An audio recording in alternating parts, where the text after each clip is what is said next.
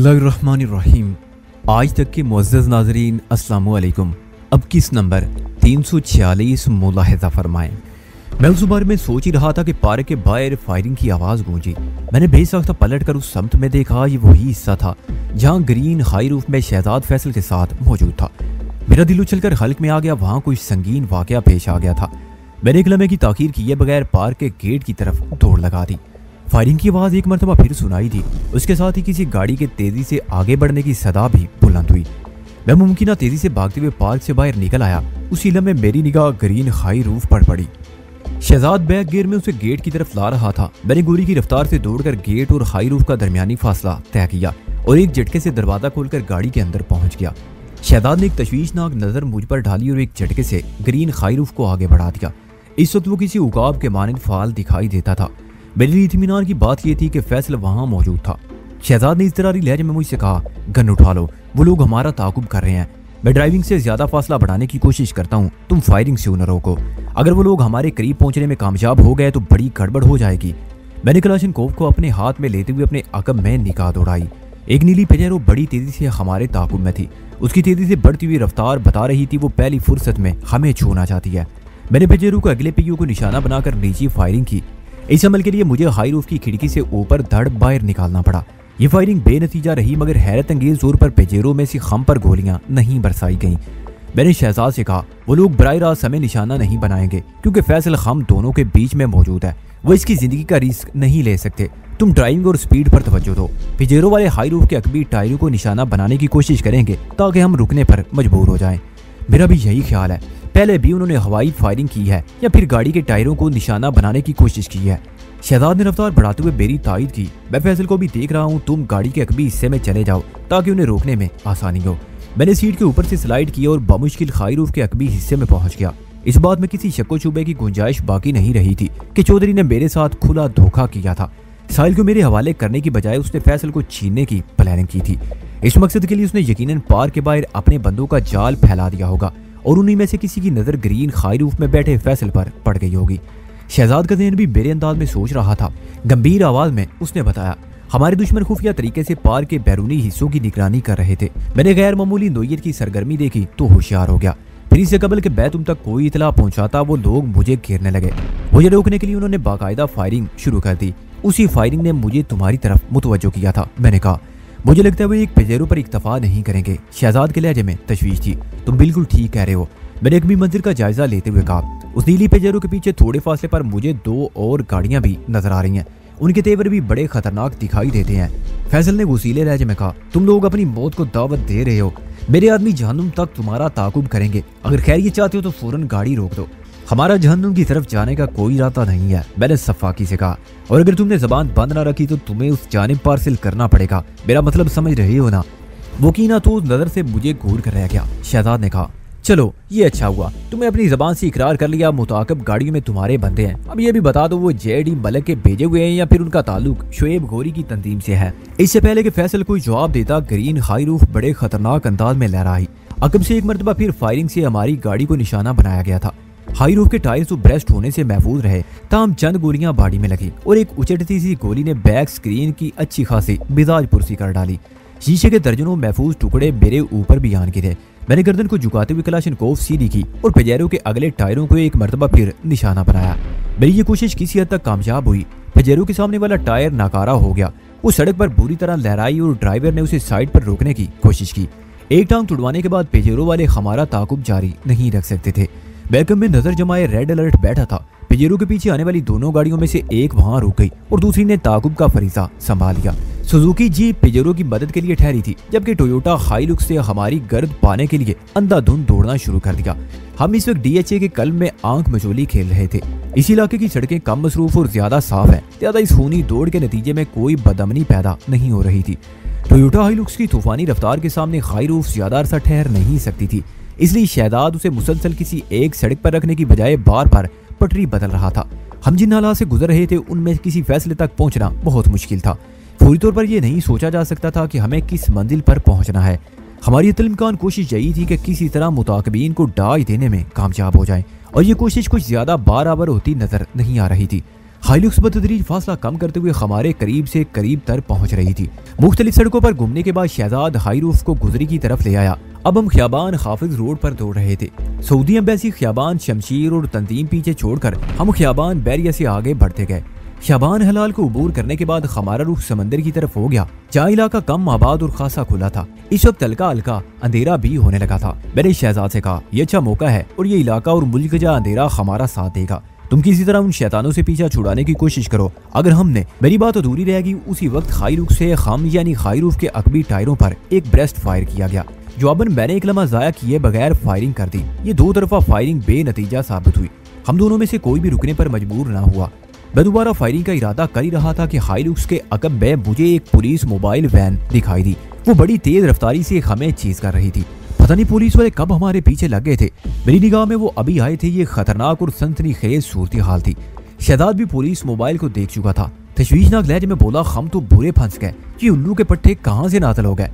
ہم جس قسم کے کارنامے انجام دے رہے ہیں وہ انہیں دعوت دینے کے مترادف ہے۔ میں نے بھی صورتحال کو نگاہ میں رکھتے ہوئے کہا، اوکلی میں سر ڈال دیا ہے تو موصلے بھی آئیں گے نا؟ وحیدان، ہمیں سب سے پہلے پولیس والوں سے پیچھا چھڑانا ہوگا۔ شہزاد کی آواز میں بھکلاہٹ تھی۔ میں سر پیٹ کر رہ گیا۔ بے دھیانی میں وہ بہت غضب ڈھا گیا تھا۔ فیصل نے چونک کر مجھے دیکھا اور پھر حیرت بھرے لہجے میں مستفسر ہوا، تو تم سہیل ہو یا وحیدان؟ شہزاد سے بھکلاہٹ میں جو غلطی سرزد ہوئی تھی اس کی تلافی ممکن نہیں تھی، لیکن اس کا مطلب یہ نہیں تھا کہ میں فیصل کو ایک طویل انٹرویو دینے بیٹھ جاؤں۔ میں نے اسے جاڑ پھیلاتے ہوئے سخت لہجے میں کہا، تم سہیل اور وحیدان کے چکر میں نہ پڑو، میں ہر صورت میں تمہارا باپ ہوں۔ کیا بکواس کر رہے ہو؟ اس کے ضبط کا بندھن ٹوٹ گیا۔ میں نے اس کے گال پر الٹا تماچا رسید کر دیا اور خون خوار لہجے میں کہا، میں نے تمہیں نصیحت کی تھی اپنی ناپاک زبان کو بند رکھنا، لیکن لگتا ہے کسی اور سے نمٹنے سے پہلے تمہیں ہمیشہ ہمیشہ کے لیے خاموش کرنا پڑے گا۔ تم اچھا نہیں کر رہے ہو وحیدان۔ اس کے الفاظ میں دھمکی کا شائبہ تھا۔ میں نے نفرت امیز لہجے میں کہا، تم اور تمہارا باپ کسی بھی اچھے سلوک کے مستحق نہیں ہو۔ ہر مسئلے کو بالائے طاق رکھ کر میں اسے باحثیت وحیدان بات کر رہا تھا۔ میں نے تو یہی چاہا تھا تمہیں چودھری نوازش کے حوالے کر دوں، لیکن تم لوگوں کی گٹی میں عہد شکنی اور دغا بازی شامل ہے۔ دیکھ لو، تمہارے باپ نے میری بات نہ مان کر تمہیں کس سزا میں دھکیل دیا ہے۔ اب تم پوری طرح میرے رحم و کرم پر ہو۔ میں تمہیں تقسیم کر کے کسی تکے کباب والے کے ہاتھ فروخت کر دوں گا۔ اس نے مجھے گالی دینا چاہی، لیکن الفاظ ہونٹوں سے جدا ہونے سے پہلے میں نے اس کے تھوبڑے پر کلاشنکوف کا بٹ مارا۔ وہ تکلیف کی شدت سے بلبلا اٹھا۔ اب مجھے اس کے حلیے اور صحت کی ذرا بھی پرواہ نہیں تھی۔ جب میری ساحل مجھے نہیں ملی تو پھر میں اس سرامی پلے کو کیوں سیند کر رکھتا؟ میں فیصل کا وہ حشر کرنے والا تھا جسے دیکھ کر چودھری کے رونگٹے کھڑے ہو جاتے۔ رائفل کا بٹ کھانے کے بعد فیصل کا چہرہ لہو لوہان ہو گیا۔ اس کے ہاتھ پشت پر آئینی گرفت میں تھے، اس لیے اس کا بس صرف زبان تک محدود ہو کر رہ گیا۔ میں نے اس کی بولتی بند کرنے کے لیے اس کی ناک کو نشانہ بنایا اور ایک زوردار پنچ ٹارگٹ پر چڑھ دیا۔ فیصل کے لیے میرے دل میں بہت غصہ بھرا ہوا تھا۔ وہ اس تکلیف کو برداشت نہ کر سکا اور بری طرح چلانے لگا۔ میں نے نمک پاشی کرتے ہوئے کہا، تم کیسے مارشل آرٹسٹ ہو؟ یہ ذرا سی تکلیف نہیں سہ سکے۔ میں نے تو سنا ہے تم نے بلیک بیلٹ حاصل کر رکھی ہے اور کئی غیر ملکی ٹورنامنٹس بھی جیت چکے ہو۔ میں تو یہ محسوس کر رہا ہوں تم نے بلیک بیلٹ اپنی محنت سے نہیں بلکہ میں نے معنی خیز انداز میں جملہ ادھورا چھوڑ دیا۔ خالی جگہ پر کر کے اس نے نامکمل جملے کو اپنی ضرورت کے مطابق سنگین سے سنگین تر بنایا جا سکتا تھا۔ وہ بھی پھرے ہوئے لہجے میں گھرایا، تم مجھے آزاد کر کے دیکھو، پھر میں تمہیں بتاؤں گا میں نے بلیک بیلٹ کہاں سے اور کیسے حاصل کی تھی۔ میں تمہاری یہ حسرت ضرور پوری کروں گا، پہلے تمہاری متعدد صاحبان سے نمٹ لوں۔ میں نے گن کی نال سے عقب میں اشارہ کیا۔ ادھر میری بات ختم ہوئی، ادھر پولیس موبائل پر گولیوں کی برسات کر دی گئی۔ یہ دو طرفہ فائرنگ تھی۔ موبائل کے پیچھے مجھے وہی سوزوکی جیپ نظر آئی جو زخمی پیجرو کی عیادت کے لیے رک گئی تھی۔ اس جیپ اور ہائی لک سے بے دریغ پولیس موبائل پر فائرنگ کی جا رہی تھی۔ یوں محسوس ہوتا تھا دشمن پولیس والوں کو ہمارا ساتھی سمجھ رہے تھے اور ہم سے پہلے انہیں نیست و نابود کرنے پر تل گئے تھے۔ یہ کھلی قانون شکنی تھی۔ پولیس والے بھی چوڑیاں پہن کر موبائل دوڑانے نہیں نکلے تھے، وہ اپنی دانش میں خطرناک مجرموں کا تعاقب کر رہے تھے۔ انہوں نے دو کی بجائے ایک محاذ پر لڑنے کا فیصلہ کیا اور موبائل کی رفتار گھٹا کر سوزوکی جیپ پر فائرنگ شروع کر دی۔ اس طرح وہ لوگ ہائی لکس سے ہونے والی فائرنگ سے محفوظ ہو گئے۔ ہائی لکس والوں نے عقبی معاملات کو یکسر نظر انداز کر کے ہمارا تعاقب جاری رکھا۔ دیکھتے ہی دیکھتے وہ لوگ ہم سے خاصے فاصلے پر رہ گئے۔ یہ صورتحال ہمارے لیے خاصی حوصلہ افزا تھی۔ اب ہمیں صرف ایک ہائی لکس سے نمٹنا تھا۔ پولیس والوں سے پیچھا چھوڑنے کا ایک بڑا فائدہ یہ تھا کہ ہر قسم کی جواب دہی سے بچ گئے تھے۔ ہماری گاڑی میں ایک ہتھکڑی لگا زخمی موجود تھا جسے ہم اپنی مرضی سے کہیں لے جا رہے تھے۔ اگر ہم پولیس والوں کے ہتھے چڑھ جاتے تو کسی بڑی مصیبت میں گرفتار ہو سکتے تھے۔ پولیس والوں نے جیپ کا مقابلہ کرنے کے ساتھ ہی وائرلیس پر ہائی روف اور ہائی لکس کے بارے میں اپنے مرکز کو بتا دیا ہوگا، لہذا اس بات کے قوی امکانات تھے کہ ہمیں چاروں جانب سے گھیرا جائے گا۔ میں نے شہزاد کو مخاطب کرتے ہوئے کہا، तुम अचानक गाड़ी की रफ्तार कम करो मगर इस तरह के हाई लुक्स वालों को फायरिंग करने का मौका ना मिले। मैं इस लम्हाती फुर्सत से फायदा उठाने की कोशिश करूंगा। अगर कुछ देर ये मजीद हालात जारी रहे तो हम मुतअद्दिद पुलिस मोबाइल के दरगे में आ जाएंगे। पीछे आने वाली पुलिस मोबाइल ने यकीनन हमारे बारे में अपने लोगों को फौरी तौर पर इतला कर दी होगी। मेरी हिदायत के इख्तिताम पर शहजाद ने हाई रूफ को सड़क पर बुरी तरह लहराया और लेफ्ट टर्न के लिए स्टीयरिंग घुमा दिया। मोड़ की वजह से गाड़ी की रफ्तार कम करना पड़ी वरना हाई रूफ को खतरनाक हादसा भी पेश आ सकता था। हाई लुक्स वालों ने भी हमारी तकलीफ में गाड़ी मोड़ी। इसी दौरान में मुझे हाई लुक्स के पहलू में फायरिंग करने का मौका मिल गया। कलाशनकोव की मोहलक गोलियों ने हाई लुक्स की बॉडी को छेड़ डाला लेकिन सुए इत्तफाक के उसके टायर महफूज रहे। अलबत्ता हमारे दरमियान फासला खासा बढ़ गया। संभलने के साथ ही हाई लुक्स से भी हम पर फायरिंग की गई। हम फायरिंग की रेंज से बाहर थे, चुनाचे हमें और हमारी गाड़ी को कोई नुकसान नहीं पहुंचा। ये तो जहन्नुम की बलाओं की तरह हमारे पीछे लग गए हैं। शहजाद ने अकब नुमा आईने पर निगाह डालते हुए कहा। फैसल जहरीले लहजे में बोला, मैंने तो पहले ही कहा था मेरे आदमी जहन्नुम तक तुम्हारा ताकुब करेंगे। अब भी वक्त है, अगर मेरी बात समझ आ रही है तो गाड़ी रोक दो, मैं अपने आदमी से तुम्हारी सिफारिश कर दूंगा। फैसल के आखिरी जुमले से एतमाद झलकता था। लगता था सूरत-ए-हाल से मुकाबला करने के लिए उसने खुद को संभाल लिया था और इस वक्त उसका दिमाग बड़ी तेजी से काम कर रहा था। मैंने गुस्सीली नजर से उसे देखा और कहा, अपने वादे से फिर तो नहीं जाओगे? कौन सा वादा? सिफारिश वाला वादा। वो शक्ल-ए-ज़ नजर से मुझे देखते हुए बोला, क्या तुम मुझे बेवकूफ समझते हो? शहजाद के पल्ले कुछ नहीं पड़ रहा था। वो ड्राइविंग पर तवज्जो मरकूज रखते हुए सड़कें बदल रहा था। जब वो खियाबान इत्तेहाद पर आया तो मैंने कहा, इस सड़क को नहीं छोड़ना, मैं तुम्हें मजीद हिदायत बाद में दूंगा। खियाबान इत्तेहाद खासी वसी और कम मसरूफ सड़क है। इस पर मुझे 12 सफर करने का मौका मिला था। सीव्यू कश्मीर कॉलोनी तक इस पर बेदरी गाड़ी दौड़ाई जा सकती है। मैंने अपने अकम में हाई लुक्स का जायजा लिया। वो लम्हा बलम्हा हमारे करीब पहुंचने की कोशिश कर रही थी। शहजाद भी हाई रूफ को उड़ाने की कोशिश में था। मुताकब गाड़ी पर तवज्जो मरकूज रखते हुए मैंने फैसल को मुखातिब होते हुए कहा और उसके सवाल का जवाब दिया, और तुम्हारा बाप कितने बेवकूफ हो ये बात तुम लोगों को ज्यादा अच्छी तरह मालूम होगी। मैं तो इतना जानता हूँ कि तुम लोग अव्वल दर्जे के यार और वादा खिलाफ हो। तुम्हारे बाप से जो डील होने वाली थी उसका नतीजा तुम्हारे सामने है। अगर तुम्हारा और साहिल का तबादला दयानतदारी से हो जाता तो इसकी नौबत ही ना आती। मैं एक लम्हे को मुतवक्किफ हुआ और अवाक़िब जानिब का जायजा लेने के बाद कहा, लेकिन तुम्हारा बाप खुद को ज्यादा सियाना और ताकतवर साबित करना चाहता है। वो मुकर्रर वक्त पर साहिल को पार्क में पहुंचाए बगैर तुम्हें मुझसे छीनने की कोशिश कर रहा है। तुम इस वक्त मेरा नवाला बने हुए हो और तुम्हारे बाप ने ये नवाला छीनने के लिए जबड़ों में हाथ डाल दिया है। इसलिए मैंने कलाशन की नाल से उसके सर के अकबी हिस्से पर दस्तक दी और बात को मुकम्मल करते हुए कहा, मैं तुम लोगों की किसी बात पर भरोसा नहीं कर सकता। तुम्हारी मर्जी है, वरना मैं तो अपने वादे पर कायम हूँ। वो झुंझलाहट अमेज लहजे में बोला। मैंने इस असाबी खेल को जारी रखते हुए कहा, यानी तुम ये कहना चाहते हो अगर हम गाड़ी रोक दें तो तुम अपने लोगों से हमारी सिफारिश करोगे, वो हमें टेढ़ी नजर से भी नहीं देखेंगे और बाखुशी जाने की इजाजत दे देंगे। उसे घिसने में कोई हर्ज नहीं था। अगर तुम्हें मेरी बात का यकीन ना हो तो गाड़ी को रुकवा कर देख लो, फैसल ने कहा। क्या ख्याल है शहजाद? मैंने अपने अकम में हाई लुक्स पर निगाह जमाते हुए सरसरी लहजे में कहा। इसके बाप को तो आजमा लिया, इसे भी आजमा कर देख लेते हैं। वहीदान, ये तुम क्या कह रहे हो? शहजाद के लहजे में उलझन थी। मैंने कहा, अच्छा तो तुम ये कहना चाहते हो कि इसकी बातों में ना हूँ? जाहिर है फैसल की बात मानना मौत को दावत देने के मुतरादिफ है। लो भाई, फैसल मेरा साथी नहीं मान रहा। मैंने मायूसी से कहा। वो दांत कुचकुचाते हुए बोला, मैं सब समझ रहा हूँ, तुम लोग मुझे असाबी तौर पर कमजोर करने की कोशिश कर रहे हो। मैं एक एक को देख लूंगा। तुम ज़हनी, जिस्मानी और असाबी तौर पर बुरी तरह मुतासर हो। मैंने ठहरे हुए लहजे में कहा। ज्यादा ऐसी कोशिश में हमें वक्त बर्बाद करने की जरूरत नहीं।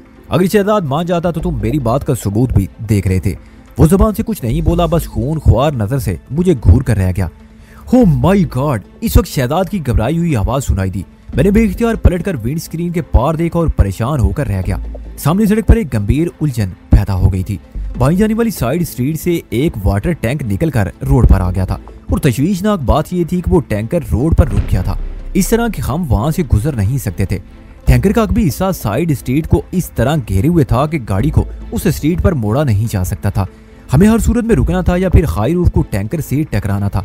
उसी लम्हे मेरी छठी इसने पुकार कर कहा, वो वाटर टैंक किसी सोचे समझे मंसूबे के तहत सड़क पर लाकर हमारी राह में रुकावट पैदा की गई है। इससे यह भी साबित हुआ कि बड़े वसी पैमाने पर हमें छापने की कोशिश की जा रही थी। हमारे लिए आगे कुआं पीछे खाई वाली सूरत-ए-हाल पैदा हो गई थी। ये तमाम ख्यालात सेकंड के 1000वें हिस्से में मेरे ज़हन से गुजरे और इससे पहले कि हाई रूफ और वाटर टैंकर के दरमियान खाइल फासला 0 के बराबर रह जाता, मैंने तहमकाना अंदाज में कहा, शहजाद गाड़ी रोक लो। उसके साथ ही मैंने बड़ी सूरत से अपनी जेब से हथकड़ी की चाबी निकाली। इस वक्त मेरा ज़हन बर्क रफ्तारी से काम कर रहा था। मैंने एकम में आने वाली दुश्मन हाई लुक्स को यकसर नजरअंदाज कर दिया। इस तरफ से हमारे रुकने की सूरत में फायरिंग का खतरा नहीं रहा था। वो हमें रोकने के लिए ही अपनी गनों को ज़हमत दे रहे थे। قتل و غارت گری ان کا مقصد اول نہیں تھا، اس طرح فیصل کی جان کی ضمانت نہ رہتی، ایسی حماقت وہ کسی صورت نہیں کر سکتے تھے۔ میں نے ہیروز کے رکنے سے قبل چند سیکنڈ کے وقفے سے فیصل کی ہتھکڑی پر پلک جھپکنے میں کارروائی کی اور ایک ہاتھ کی آہنی کڑی سے آزاد کر دیا۔ اگلے لمحے فارغ ہونے والی کڑی کو میں نے ایک سیٹ کے عقب میں نصب ایک پائپ سے منسلک کر کے لا کر دیا۔ اب فیصل ایک طرح سے اس پائپ سے بندھا ہوا تھا اور اپنی مرضی سے گاڑی کو چھوڑ کر باہر نہیں نکل سکتا تھا۔ یہ کام میں نے حفظ ما تقدم کے طور پر کیا تھا تاکہ پیش آمدہ افراتفری میں وہ فرار ہونے کی کوشش نہ کر سکے۔ ٹائروں کی تیز چچڑاہٹ کے ساتھ ہیروز رک گئی۔ عقب میں آنے والی ہیروز نے ہماری تقلید کی اور چند گز کے فاصلے پر ٹھہر گئی۔ فضا میں چند لمحات کے لیے سناٹا چھا گیا، لگتا تھا وقت چند ثانیوں کے لیے تھم گیا ہو۔ وہ بڑی ہی مہلک اور نازک ساتھ تھی۔ شہزاد نے اسٹیئرنگ چھوڑ کر دوسری کے سنبھال لی اور سوالیہ نظر سے مجھے دیکھنے لگا۔ میں نے صفاقی سے کہا، تم اس آرام زادے کو گن پوائنٹ پر رکھو، جب تک یہ ہمارے قبضے میں ہے وہ لوگ ہمیں فائرنگ کا نشانہ نہیں بنائیں گے۔ میں ان سے نمٹنے کی کوشش کرتا ہوں۔ تم اکیلے ہی کیوں کوشش کرو گے؟ شہزاد نے جی داری سے کہا، یہ نامراد تو گاڑی کے اندر فکس ہو چکا ہے، میں بھی کیوں نہ تمہارا ساتھ دوں؟ اس کا موقع آیا تو ضرور اپنی خواہش پوری کرنا، میں نے کہا۔ فی الحال فیصل پر توجہ مرکوز رکھو۔ فضا پر طاری ہونے والا سکون لمحاتی ثابت ہوا۔ ہماری اس گفتگو کے دوران ہی میں ہیروز کے عقبی حصے میں سے 4 گن بردار اچھل کر نیچے اتر آئے اور پھر وہ ہیروز کو نشانے پر رکھتے ہوئے چند قدم آگے آنے کے بعد رک گئے۔ اسی وقت ہیروز کے اگلے حصے میں سے ایک لئیم شہیم شخص برآمد ہوا۔ دراز قامت گورے چٹے شخص کے ہاتھ میں پسٹل نظر آ رہا تھا۔ اس نے گاڑی سے باہر آنے کے بعد اپنے مسلح ساتھیوں کو ایک مخصوص اشارہ کیا، پھر ہماری جانب پیش قدمی شروع کر دی۔ ہیروز میں نمودار ہونے والوں کے سٹائل سے لگتا تھا وہ اپنی دانش میں ہمیں زیر کر چکے تھے۔ میں نے انہیں اسی خوش فہمی میں مبتلا رکھا اور شہزاد کے نزدیک چہرہ لے جاتے ہوئے کہا، میں اس موٹے کو باتوں میں لگاتا ہوں۔ میرا انداز سرگوشیانہ تھا۔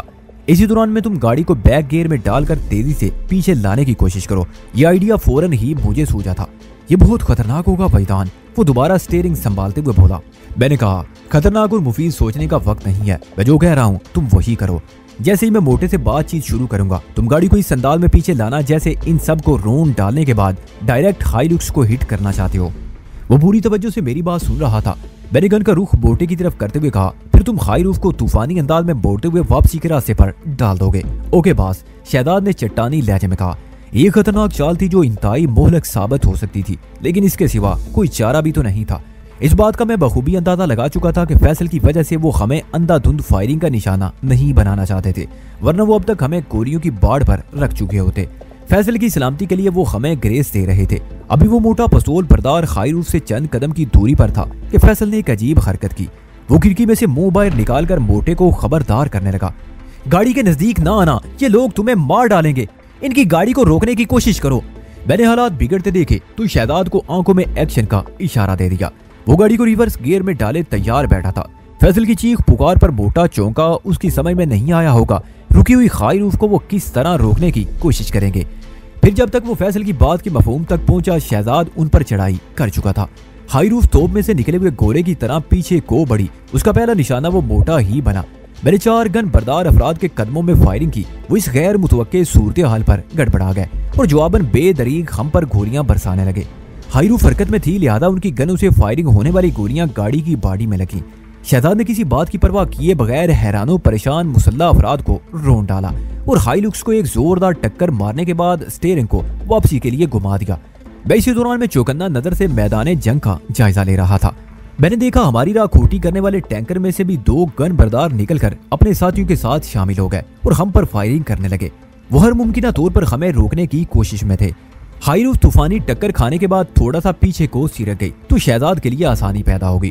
اسی وقت میں نے ہیروز کے ٹائروں کو نشانہ بناتے ہوئے فائرنگ کر دی۔ گاڑی کو فلیٹ ہونے میں دیر نہیں لگی، اب وہ ہمارے تعاقب کے قابل نہیں رہے تھے۔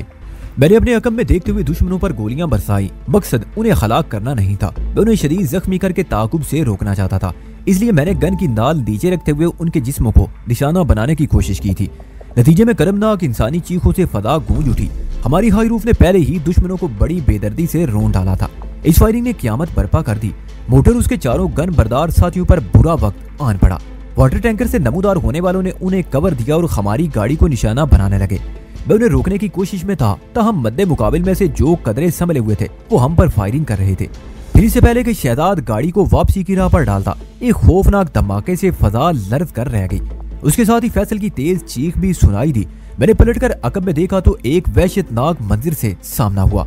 ہائلوکس آگ کا گولہ بنی نظر آئی. شاید اس اندھادھند فائرنگ کے نتیجے میں کوئی من چلی گولی اس کے فیول ٹینک سے جا لگی تھی، یا ممکن ہے گاڑی کا کوئی اور حساس حصہ فائرنگ کی زد میں آ گیا ہو. ایسی ایک شریر گولی نے فیصل کے کندھے پر بھی بوسہ دے دیا تھا. وہ اپنا بازو جھٹکتے ہوئے ہولے ہولے کرانے لگا. افسوس کہ وہ اس وقت اپنے آزاد زخمی بازو کو تھامنے کی پوزیشن میں نہیں تھا. تھامنے والا ہاتھ آہنی جکڑ میں تھا. آتش و آہن کی اس خونی منزل کو پیچھے چھوڑتے ہوئے ہم کافی دور نکل آئے. اس لمحاتی کاروائی کے دوران میں 3 گاڑیاں ہمارے پیچھے خاصے فاصلے پر رک گئی تھی اور خاصی شش و پنج میں تھی، لیکن ان لوگوں میں سے کسی نے کوئی مدافعت کرنے کی کوشش نہیں کی. پرائی آگ میں کودنا کسے اچھا لگتا ہے.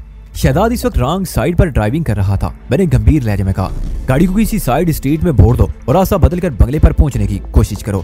وہ میری ہدایت پر عمل کرتے ہوئے بولا، کون سا بنگلہ؟ جہاں میں مشن کی تکمیل کے بعد جانا تھا. اس کے بعد شہزاد نے کوئی سوال نہ کیا. فیصل کی دبی دبی کرائیں گاڑی میں ابھر رہی تھی. میں نے اس کے زخمی کندھے کا جائزہ لیا. شریر گولی ٹرائسپ مسل میں گھسی بیٹھی تھی. ٹرائسپ کندھے کا بہت ہی اہم حصہ ہوتا ہے. اس کے اگم میں جوڑ کی ہڈی واقع ہوتی ہے. مجھے خدشہ تھا گولی نے اس کے بازو کی ہڈی کو بری طرح متاثر کیا تھا. شروع میں اس نے زخمی بازو کو 1-2 مرتبہ جھٹکا تھا، لیکن اب وہ کسی طرح کی مانند لٹکا ہوا تھا، بے جان اور معطل سا. میں نے نمک پاشی کرتے ہوئے کہا، او مسٹر بلیک بیلٹ، تم تو بہت ہی بودے ثابت ہو رہے ہو. ایک ذرا سی چوٹ پر عورتوں کی طرح رونے بیٹھ گئے ہو. وہ کوئی جواب دینے کی بجائے ناپسندیدہ نظر سے مجھے گھورنے لگا. میں نے زہریلے لہجے میں کہا، تم اپنے انہی آدمیوں سے ہماری سفارش کرنے والے تھے نا، دیکھ لو انہوں نے تمہیں گولی مار دی. اس دنیا میں کوئی کسی کا نہیں ہے. میں اسے تنگ کرنے کے لیے چھیڑ چھاڑ سے کام لے رہا تھا. وہ میرے انداز کو سمجھ گیا، اس لیے کسی قسم کی بحث و تکرار کی بجائے وہ نفرت امیز اور انتقام انگیز نگاہ سے مجھے تکتا چلا گیا.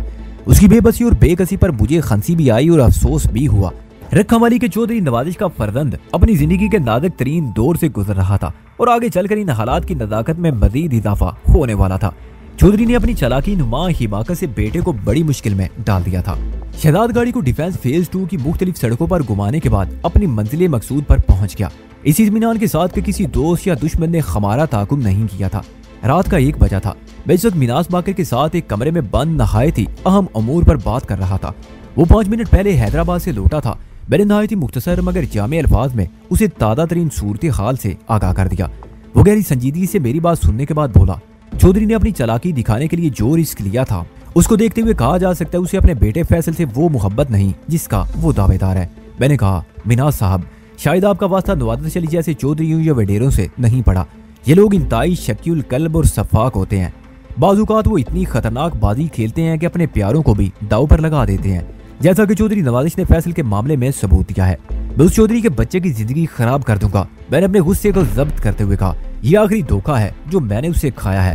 میرا رد عمل اسے بہت مہنگا پڑے گا. مناس نے کہا، ویسے تمہاری جزوی کامیابی ہی کہوں گا کہ تم نے فیصل کو ہاتھ سے نکلنے نہیں دیا. جب تک وہ تمہارے قبضے میں ہے تمہیں چودھری پر برتری حاصل رہے گی. ہم نے بنگلے پر پہنچتے ہی فیصل کو دوبارہ الٹی ہتکڑی پہنا دی تھی.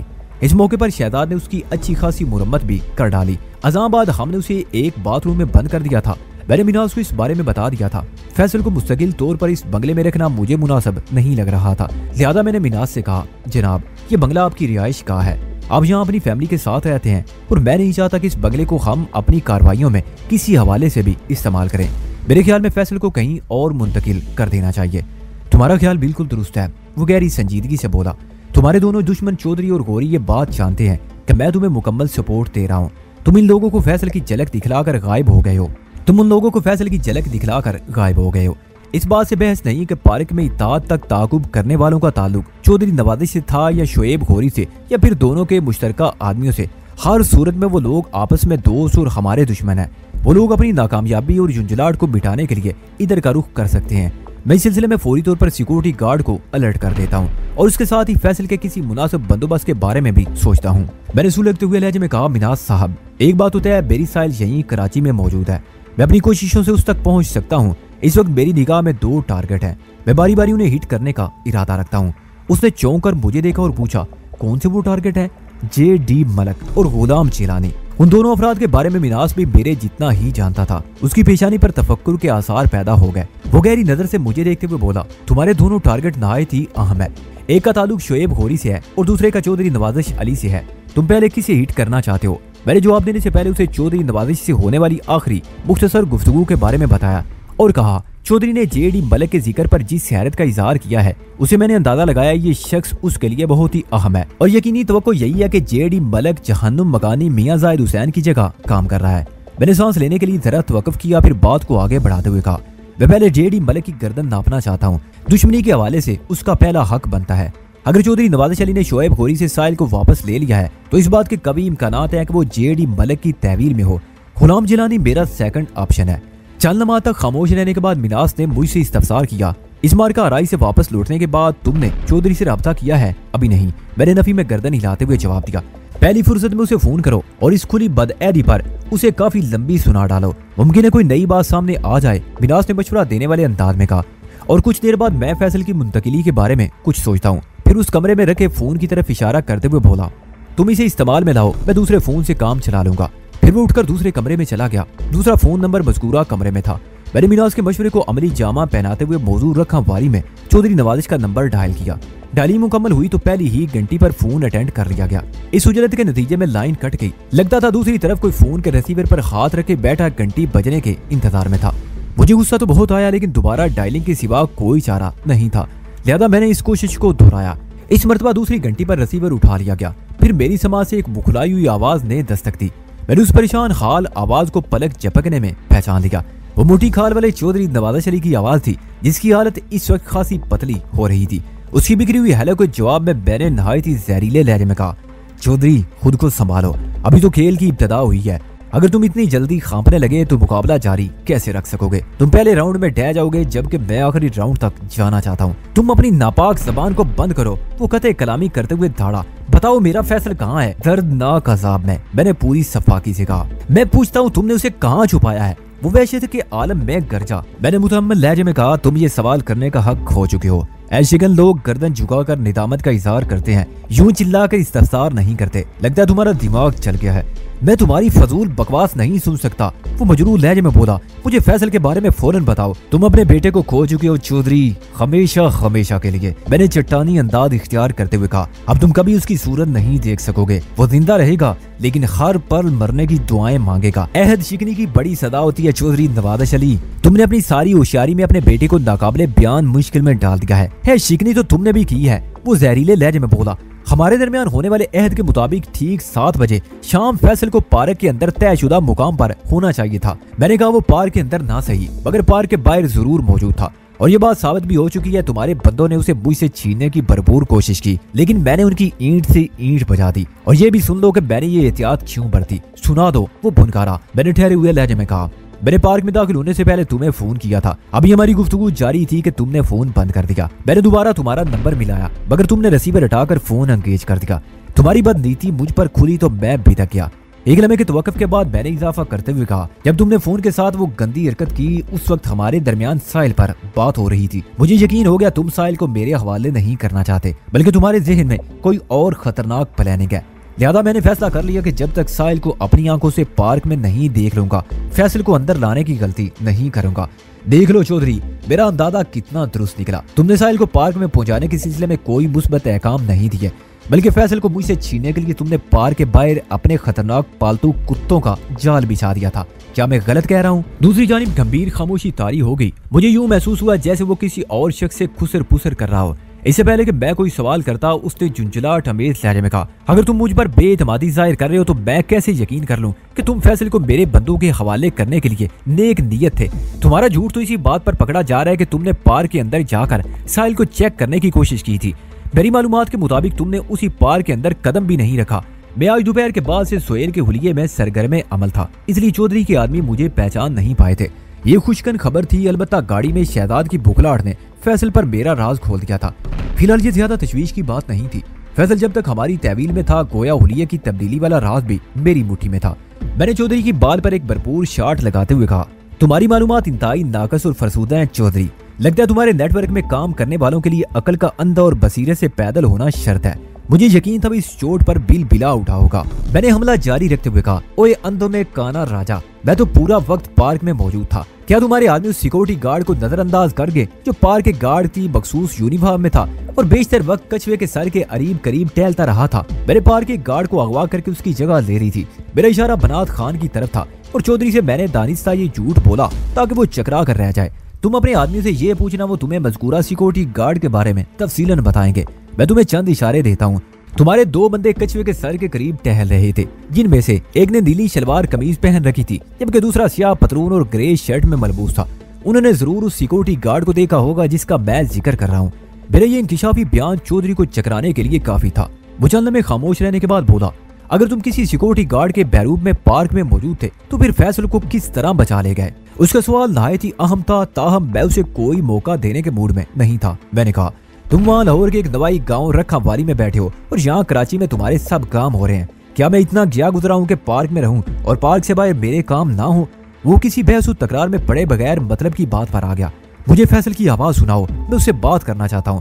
تم سے بڑا احمق اس دنیا میں نہیں ہوگا، میں نے تحقیر امیز لہجے میں کہا۔ اتنا کچھ ہو جانے کے بعد بھی تم یہ سمجھتے ہو کہ میں تمہاری فیصل سے بات کروا دوں گا؟ کیا میں نے تم سے ایک مرتبہ بھی سائل کے بارے میں بات کی؟ جو لوگ زبان کی جڑے ہوتے ہیں میں ان کے ساتھ بڑا ہی اسپیشل قسم کا سلوک کرتا ہوں۔ جھوٹی آن بان اور شان والے زخم چودھری، میں تمہاری اصلیت کو نشر کر کے دم لوں گا۔ اے مرد مفروض، تمہیں اندازہ نہیں وجدان کس طوفان کا نام ہے۔ میرے الفاظ میں ایک سنگین دھمکی پوشیدہ تھی۔ بے اختیار اس نے پوچھا، تم کہنا کیا چاہتے ہو؟ میں نے نہایت ہی ٹھہرے ہوئے لہجے میں کہا، پچھلے کچھ عرصے سے میں تمہارے پیچھے بھاگتا آیا ہوں۔ اب ریوائنڈ کا عمل شروع ہو چکا ہے۔ میں تم سے سائل کے بارے میں کوئی سوال کروں گا اور نہ ہی مطالبہ۔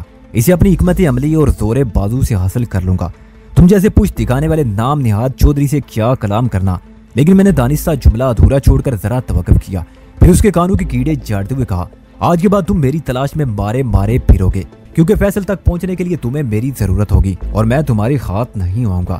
اس کا مطلب ہے فیصل تمہارے ہاتھ نہیں آئے گا۔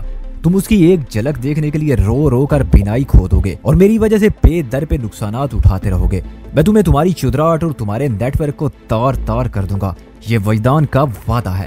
یہ مت بھولو کہ تمہاری ایک عزیز ترین ساتھی میری تحویل میں ہے۔ اب اس بکواس کی کوئی اہمیت نہیں رہی۔ میں نے اس کی بات کاٹ کر کہا، جو ایک بار دھوکہ کرے وہ بار بار بھی کر سکتا ہے۔ تم میری نظر میں دنیا کے گھٹیا اور ذلیل ترین انسان ہو۔ میں نے کہا نا، سائل کو حاصل کرنا میری ذمہ داری ہے۔ تم اسے کہیں بھی چھپا دو، میں اسے پاتال سے بھی کھینچ لاؤں گا۔ ایک مرتبہ پھر مجھے محسوس ہوا وہ اپنے پاس موجود کسی شخص سے بات کر رہا ہو۔ میرے دل میں خدشہ پیدا ہوا کہ کہیں وہ مجھے ٹریس کروانے کی مہم میں نہ لگا ہو۔ میں نے سنسناتے لہجے میں کہا، خواہ مخواہ اس تگ و دو میں وقت برباد نہ کرو۔ میں اس وقت کراچی کے ایک معروف پبلشر کے گھر سے بات کر رہا ہوں اور فون رکھنے کے بعد یہاں سے نکل جاؤں گا۔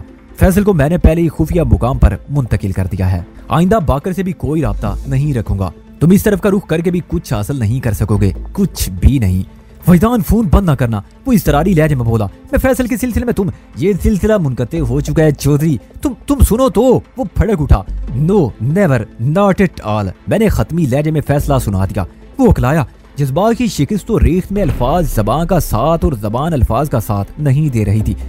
تم wish you bad look for ever. دوسری جانب تو وہ تلملاتا ہی رہا تھا۔ میں نے پوری سنگ دلی سے ریسیور کو کریڈل کر دیا۔